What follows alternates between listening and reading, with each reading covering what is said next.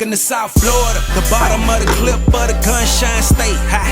One of them boys still blowing in that way. Big plate, get it for the 18 if you straight. Get cake and stop hating, it's the motto of the state. A lot of fakes, but it's still real around here. That foreign talk, that can get. Alright, man. Crib Talk, we back. First off, get this stuff out the way. Listen, ILD course. If you want to get involved, I'm here to tell you, it's not your money, it's your eyes. It's not your money, it's how you see your money. 786-405-9499, hit us up. We'll talk about that. I'll explain that to you. If you want to get on the be a part of the ILD squad and get on the platform, it's cheap as ever been. It's $35. You can just come see what we're investing in. You ain't even got to think. Take the thinking right out of what's going on. You don't even got to think. We let you see what we're investing in, and you make the decision, do I want to go in on that or not? ILD Squad, click the link, is in the description, or text us, 786-405-9499. All right, South Florida football. It went down Friday night, man. Let's talk. Chaminade versus Gulliver, huge game. Chaminade's defense, Keanu Jackson, Jamal Johnson, trying to put Carson Haggard, one of the top quarterbacks in Florida, in the grave. Close game. But what came out of the game was one of the biggest things was a big play. CJ, Tulane commit, also with Carson Haggard. Both Tulane commits. Goes across the middle, catches the touchdown. I'm standing right behind him. He walks to, I think the guy named Ryan. Right to his camera and says, I just had 100 yards on a 4-star, I just had 100 yards versus a 4-star cornerback. He's talking about Ryan Turner headed to Ohio State.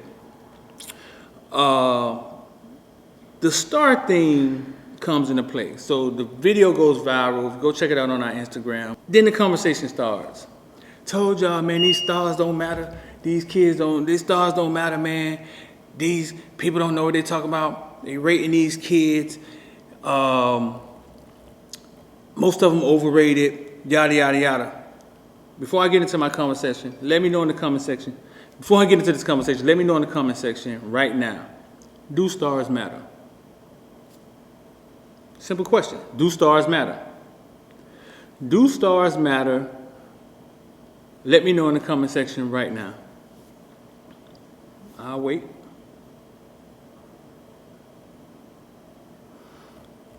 So listen, no matter what your answer was, I think sometimes you're right and sometimes it's wrong.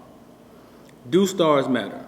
University of Miami faced Alabama first game of the season this year. Second game of the season, I think third, you had South Carolina face Georgia. We all saw the clip. Coach goes off. What were their defense doing? They got a bunch of 5-stars on their defense, and they blah, blah, blah, blah, blah, blah. When Miami faces Alabama, we say, well, listen, man, they paying for all the 5-stars. They got all the stars out there. They got all the best players out there. They should win, right? That's the conversation.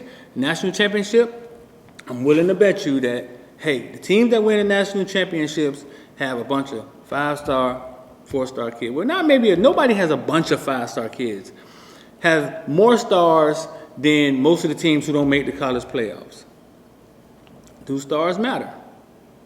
Well, they have to be part of the stew or the soup when you're cooking it. Stars have to be a part because it seems like the most successful teams has an abundance of stars. So do stars matter? Yes, stars matter. Now, when it comes to these kids, and I'm going to talk about South Florida football.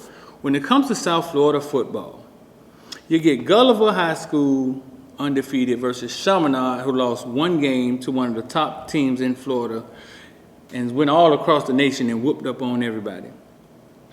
There's ballers on both sides. Sometimes a baller lines up, faces another baller, and somebody wins. Simple as that. And somebody wins. We're not talking about robots. We're not talking about computers. Sometimes one baller faces another baller and somebody wins. I once saw Tyler Huntley line up against Lamar Jackson in high school and in Lamar Jackson's career. I once saw Lamar Jackson face Dalvin Cook. He didn't end Dalvin Cook's career. But he had an abundance of yards and touchdowns versus Dalvin Cook and Joseph Yearby and those great Miami Central teams. Deion Sanders used to line up versus Jerry Rice. Who used to win them battles? I can't remember who would win the battles, but every now and then somebody would win. Sometimes Jerry Rice would win. Sometimes Deion would win. We're talking about iron sharpening iron here. Great sharpening great. You know what I'm saying? Somebody has to win. Okay? Period. If he would have shut CJ down, CJ would have blamed it on Carson. No, I'm just joking. But listen, man, the star thing, let's stop it. The facts of the matter is that teams that are successful are teams that has high abundance of stars. And I'm not talking about half of the season successful like Iowa and Cincinnati. You know what I'm saying? We saw what happened to Iowa yesterday. Cincinnati still rolling. I'm talking about the things who's successful and shows that, hey, listen, man, year in and year out, we could be successful. They usually have the most stars. A stat came out this week, ACC, who has the most stars on their team. And lo and behold, yeah, Clemson. And then right behind them was the University of Miami. Now, seems like one place that the star thing don't actually work is the University of Miami, because the talent that the University of Miami has does not coincides with the record that they end up with every year or what they've been putting out in the ACC. It just doesn't coincide. 28 players sent to the NFL last 5 years, most in the ACC. They've never won the ACC. Won the Coastal twice. Leading the Coastal last 15 years in recruiting, period. They are number one in recruiting in the Coastal last 15 years. They've won it twice. I think Virginia Tech's won it 4 times. North Carolina won 3. I think even Duke has won the goddamn Coastal, okay? So that's one place where it seems like stars are failing us. So let us know in the comment section below. What's your answer to that? What's going on at the University of Miami? Why aren't stars working for the University of Miami? Because fans seem to just change the conversation when it's their team. When it's your child, you got 1,000 different excuses. 1,001, 1,002, 3 different excuses when it's your kid. No. Little Johnny lazy. All right, get him off. He done taught him to be lazy. He done let him be lazy. He ain't doing nothing. Yeah, I put some fire in his ass. All right. Yesterday's game. Let's get into yesterday's game. University of Miami versus North Carolina. Goes up there, gets down 34-17. Same story. Offense doesn't do anything, yada, yada. For one, Jafari Harvey, we have 0 points, 3 points in the first half or something that's of that nature.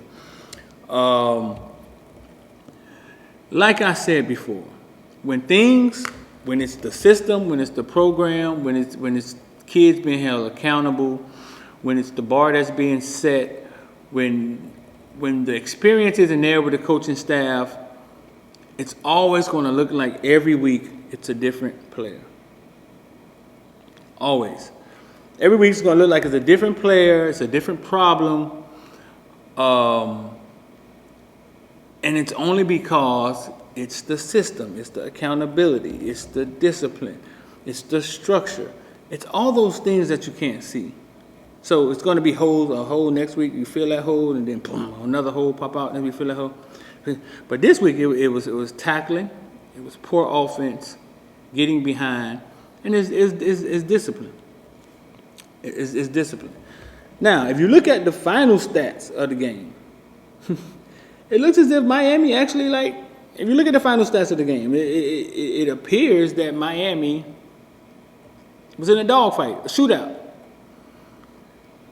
But they put themselves so far behind the power curve that it's almost like you got to fight back with a sophomore quarterback, second star. It's just shooting yourself in the foot. First downs, Miami had 30, they had 23. North Carolina, let's get this out of the street. North Carolina isn't a great team at all. North Carolina was actually bad. The referees was helping us. North Carolina was making mistakes. Total offense, 421 yards. North Carolina had 382 yards. I mean, Jalen Knighton, which showed up, yesterday, touched the ball 17 times, 93 yards, 2 touchdowns. He also caught 3 passes for 73 yards and a touchdown. Jalen Knight had 3 touchdowns yesterday, and it only because Cam Harris goes down. Let's talk about Cam for a second. All year long, I was saying, man, listen, Cam doesn't look like he's running that hard. You know what I'm saying? Maybe he's thinking about going to the league, yada, yada, yada. Then he starts having to take on a workload, and it's almost like the athlete in him, he starts running hard. They start running him out of different formations. He's running hard, knee buckles yesterday. Not sure what happened to him. Didn't look good, carried off. In comes Jalen Knight. He has to come in. And Cody Brown comes in for a few plays, gets a touchdown. But here comes Jalen Knight, and now he has to play. Oh, Jalen Knight can't pass block. He does that, he's thug, whatever. Well, he passed block, he caught the ball, and he ran the ball. I've been covering Jalen Knight since the Fort Lauderdale Hurricanes. You know what I'm saying? I've been seeing him make plays since he was J-Big. I know these kids can play. I say it all the time. You have to put them in a position to make plays, give them an opportunity to make plays. Has a huge game tomorrow. Yesterday. Shout out to Jalen Knight and Rooster. If y'all really didn't realize like what this was, this is a Rooster with a number 4. This is his shirt. Holler at us if you want to get a shirt. Click the link at the bottom. I think the Rooster shirt is down at the bottom if you're looking at it on YouTube. Jalen Knight shows up for us yesterday. Huge game. 3 touchdowns. And actually gets to talk after the game at the press conference. But this goes back to Lashley, bro. I got a friend named T. T's a little office rocker, but one of the smartest people I know. You know what I'm saying? He has a brain of a computer. He remembers everything. When Lashley first got here, and I was saying, man, Lashley sounds like a head coach in the press conference. He was like, are you crazy? What has he done? He ain't done shit. Who's going to hire him as a head coach? Damn, man, listen. T's right too much. You know what I'm saying? Like, now it's showing us that Lashley hasn't done anything. He got fired from Auburn. SMU, I think maybe he put up some points, but we're talking about SMU. Who's he playing against? Now in the SEC, now we're in the ACC, middle of the tier like competition, top of the line coaching, and Lashley offense doesn't work in the first quarter. It don't work. Fucking light switch. It don't work, dog. In the first quarter, it don't work. And I don't know if him and Manny are going in back rooms, having these conversations. Manny don't seem like the type of dudes that jack somebody up. But that offense is his. That side of the ball is all his. You know what I'm saying? And it's not working. It's not working in the first quarter. First quarter, first half. Quick notes, Hurricanes total 80 yards in the first half. 59 passing yards, 21 rushing yards. Making the third of his collegiate career start, Tyler Van Dyke finished with first half 5 for 15, 59 yards, no touchdowns, and 2 interceptions. I need to read that again. So I'm going to read it again anyway. I'm going to read it again. Making the third start of his college career, quarterback Tyler Van Dyke finished the first half with 5 for 15, 59 yards with no touchdowns, 2 interceptions. It's our quarterback. It's our starting quarterback. And I can't say it's completely his fault. I said I'm going to stop blaming kids. 5 years ago, I said I'm going to just blame the adults. 1 third down, we go for it, maybe at the 40-yard line. Harley goes out, just turns around. TVD throws the ball, obviously late. The commentator says, that's a third down call. He says no crossing routes. We're not trying to get anybody open. There's no pick plays. Now, if TVD throws the ball early, Harley is open. But it's a simple play. It is. It's a simple play.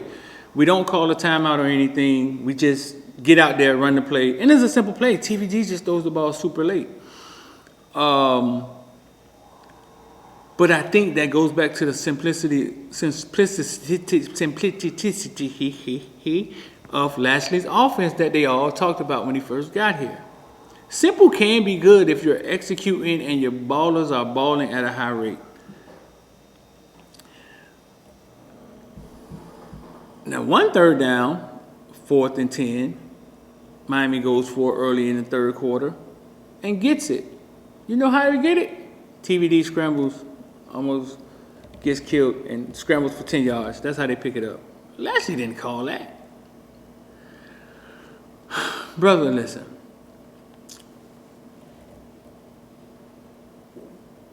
Every week we can come in here and we can pinpoint something different. We're gonna get into James, and we're gonna get into James and some of the mistakes that he made and some of the big plays he made, Cam Kitchens and that nature. But every week we can come in here, we're gonna be able to point at something different because it starts at the top.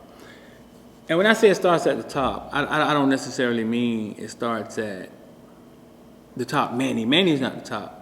Firing Manny doesn't fix the problem that the University of Miami has.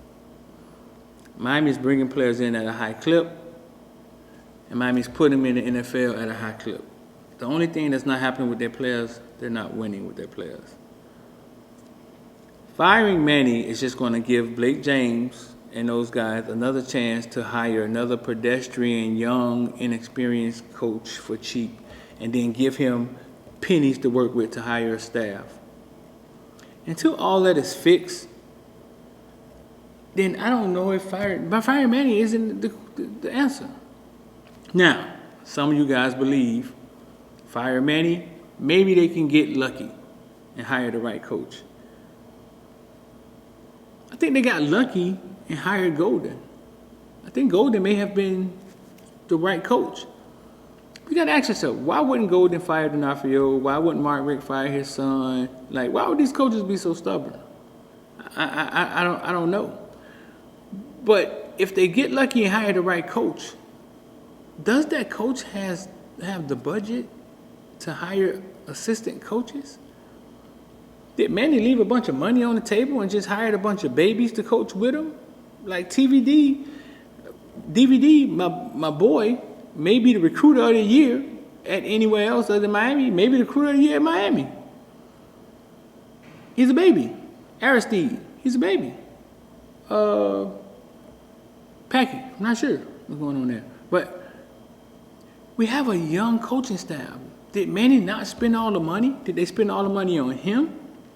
Are we opting not to go get some of these from these head coaches who used to be head coaches that aren't doing anything to help come in and put Manny under their wings and help Manny through some of these situations? Firing Manny isn't the problem. Period. Firing Manny isn't the problem. The problem goes deeper at the University of Miami. They've shot themselves in the foot the last 4 out of 5 times they hired a coach. Nobody has went on to be a head coach again. That's a problem. So you fire Manny, it's just another Band-Aid, and now you're going to go through the same hiring process again with the same budget, and all of that has to change. So if all that's not going to change, then listen, we're doomed.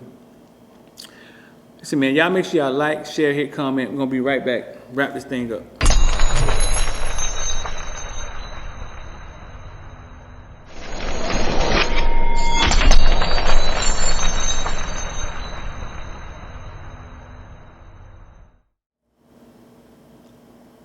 Read y'all this stat. Miami defense totaled 3 tackles for loss, 2 sacks, 1 interception in the first half. That ain't bad. James Williams led the Hurricane with 6 first half tackles. Keontra Smith had 5 tackles, including a solo sack. Keontra Smith and James Williams did their thing. Jafari Harvey recorded the first interception and returned it for a touchdown, put on the turnover chain, didn't want to put on the rings. He didn't want to be out there iced out. He said he didn't do all that. James Williams, man, looked like baby Chantelli yesterday. I don't care what y'all say. And Cam Kitchen looked like Robin, looked like Batman and Robin out there. Obviously, they look like our best 2 safeties. We get Avante Williams back, add him to the fold, but they're switching them out. James, Bubba, Hall, and it seems it's obvious that James and Cam have the fire, the want to be out there and play football. Hall, I just think he's been here too long. Bubba, I think he checked out last year during the summer sometime. Bubba don't want to engage with nobody. I don't think he's overrunning these plays. I just think Bubba don't want to happen to him what may have just happened to Cam. It's simple. It's a simple concept.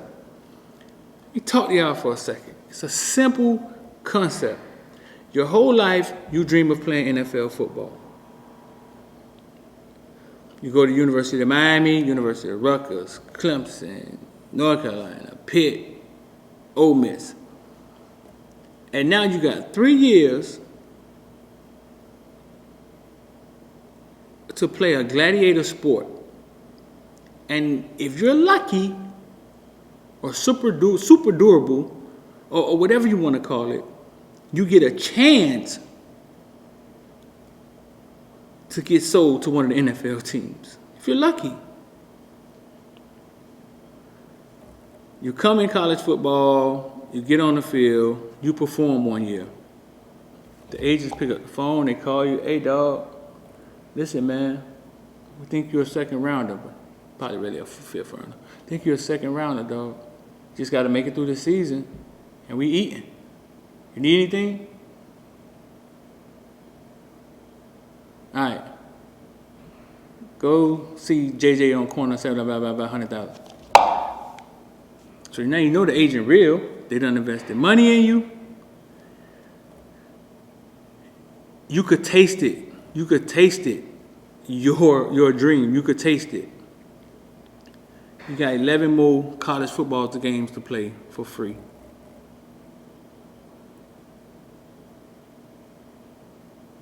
Do you want to be out here hitting Michigan State running back head up who's trying to prove himself?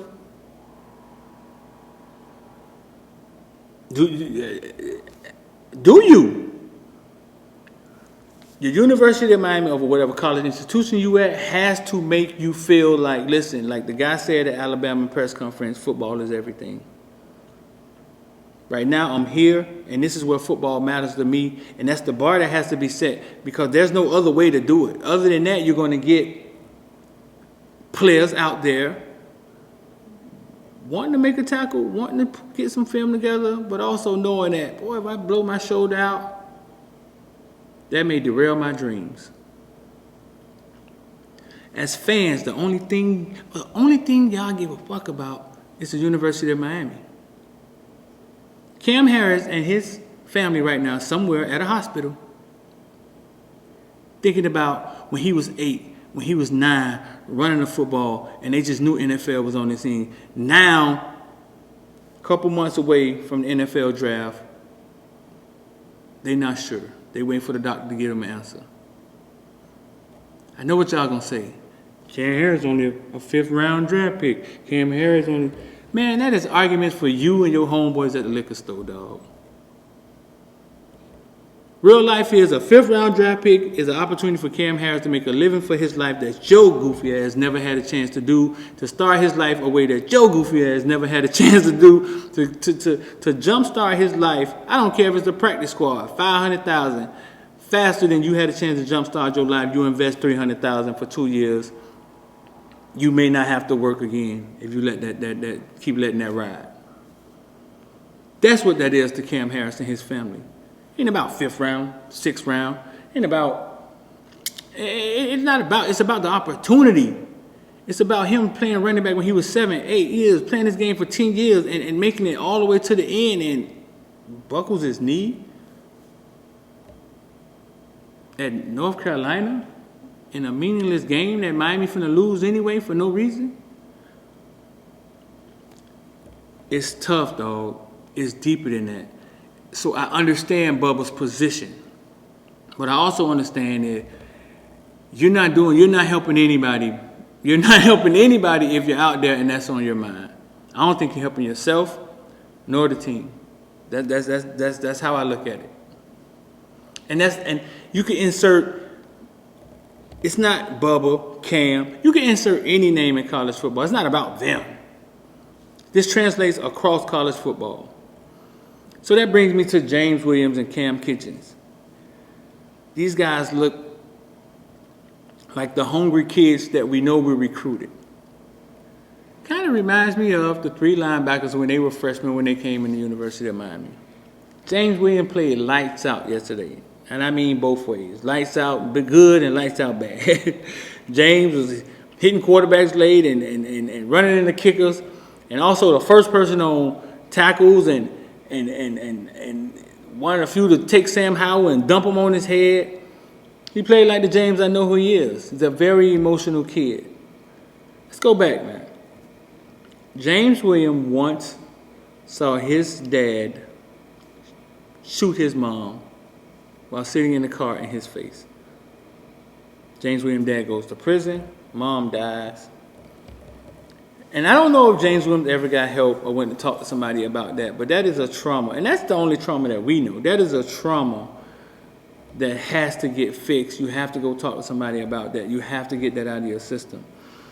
My uncle coached James from when he was J-High. He always told me James would be the guy. I've told that story 100 times. I'm not going to tell it today. My uncle, my coach Lee. James is super emotional. Once had James at our 7-on-7 tournament. They were losing to the T-Birds or somebody, DEF-CON. They were losing first half to the Roadrunners. That's who they was losing to. And they shouldn't have been losing. And James kind of lost it on the coach. Because, you know, the coach is like on the field in 7-on-7, offensive coach. James like lost it. James like 6'5", 215 pounds at the time. And I had to hold him like, bro, what's going on? And I looked in his eyes and he was he had done sight, like he had done blanked out. Like he was mad, like highly upset that they were losing. Dog does not like to lose. And those are the emotions and those things inside you that comes out every now and then when you have trauma and things, you PTSD, things you've been through that hasn't been mended or haven't been fixed. Very emotional kid. He's going to be great, and he's going to make some mistakes. It's going to take an alpha coaching staff to be able to control that and make him put more of that energy towards making great plays and not so much emotional mistakes. He's trying to win. Point blank, boom. Him, Cam Kitchens, George, Leonard Taylor, they come from winning program. They come from winning. That's all they know is how to win. I just hope that the losing doesn't take a toll. Like Tracy Howard said, the losing took a toll. Make sure y'all like, share, man. Click the link in the comment section. If you want to get down with the ILD squad, that link down also. If you want to become a member, get some of this information a little bit earlier, the link actually down there too. Join. Listen, bro, I appreciate y'all. X wasn't here today. He'll be back. ILD squad, Crib Talk Footballville, we out. It's gonna take 3 motherfucking days, and that's what? This nigga shit. I say, big time players step up in big games. All the criticizing and all that, it's over, baby.